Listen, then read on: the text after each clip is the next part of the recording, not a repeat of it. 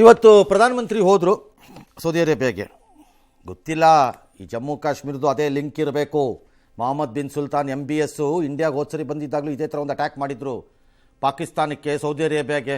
ಇಂಡಿಯಾಗೆಲ್ಲ ಸಂಬಂಧ ಚೆನ್ನಾಗಿರಬೇಕು ಅನ್ನೋದಿಲ್ಲ, ಅಂದರೆ ಜಮ್ಮು ಕಾಶ್ಮೀರ ಸಾಲ್ವ್ ಆಗಿಲ್ಲ, ಅಲ್ಲಿ ಯಾವುದೂ ಸರಿ ಇಲ್ಲ ಎಲ್ಲ ಯಾಮಾರ್ಸೋ ಗಿರಾಕಿ ಇದು ಇರ್ಬೋದು, ನಂಬಕ್ಕೆ ಬರಲ್ಲ ಯಾವ್ಯಾವುದಕ್ಕೆ ಏನೇನು ಲಿಂಕ್ ಆಗುತ್ತೋ.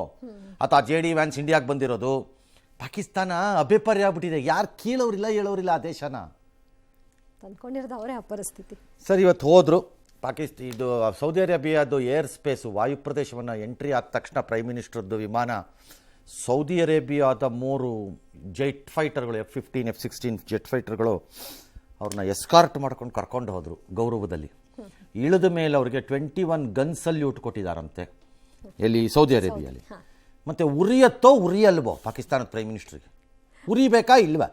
ಬೆಂಕಿ ಬ್ಯಾಡಿಗೆ ಮೆಣಸಿನ್ಕಾಯಿ ಹಾಕೊಂಡಂಗೆ ಆಗತ್ತೆ.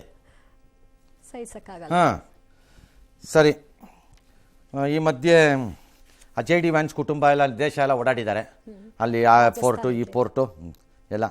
ಅಮೇರಿಕಾ ಇನ್ನು ಮುಂದೆ ಪ್ರಧಾನಿ ಮೋದಿಗೆ ಪಾಠ ಮಾಡೋಕ್ಕೆ ಬರಲ್ಲ, ನಾವಿಬ್ಬರು ಜೊತೆಯಾಗಿ ಹೋಗೋಣ, ನಿಮ್ಮ ಬಗ್ಗೆ ಏನು ಅಂತ ನಮಗೂ ಗೊತ್ತಿದೆ, ನಾವಿಬ್ಬರು ಒಟ್ಟಿಗೆ ಹೋದರೆ ಈ ಏರಿಯಾನಲ್ಲೇ ನಾವು ಫುಲ್ ಪವರ್ಫುಲ್ ಅಂತ ಅವ್ರು ಹೇಳಿದ್ದಾರೆ.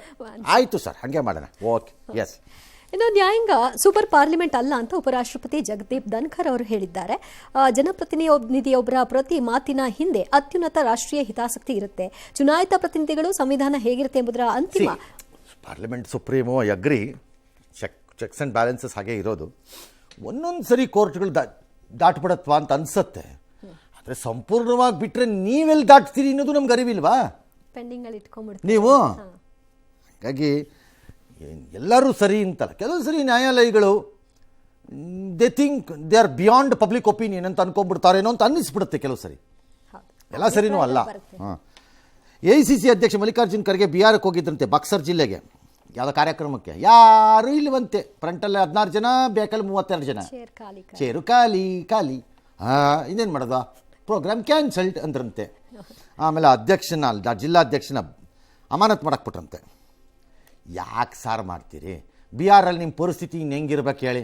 ಆ ತೇಜಸ್ವಿ ಯಾದವ್ ಏನೋ 16 ಸೀಟ್ ಕೊಟ್ಟರು, ಅದನ್ನು ತಗೊಂಡು ಸುಮ್ಮನೆ ನೀವು ಜೋಬಳಿಗೆ ಹಾಕ್ಕೊಂಡು ರಾಮಕೃಷ್ಣ ಪ್ರಸಾದ ಇಷ್ಟೇಪ್ಪ ನಮ್ಗೆ ಅನ್ಕೊಂಡು ಸುಮ್ಮನೆ ಇರ್ಬೇಕಪ್ಪ. ಪ್ರಸಾದ ತಗೊಂಡು ಸುಮ್ಮನೆ ಇರೋದು ಬಿಟ್ಬಿಟ್ಟು ಅವರು ಉದ್ಧರಣೆಯಲ್ಲಿ ಪ್ರಸಾದ ಹಾಕೋವಾಗ ಕಪ್ಪೆ ಕೊಡು ಅಂತಂದರೆ ಯಾರು ಕೊಡ್ತಾರೆ ನಿಮಗೆ? ಕಾಂಗ್ರೆಸ್ ಕತೆ ಅದು. ಬಿಹಾರಲ್ಲಿ, ಉತ್ತರ ಪ್ರದೇಶದಲ್ಲಿ ನಿಮ್ಮ ಕತೆ ಅದು. ಎಸ್.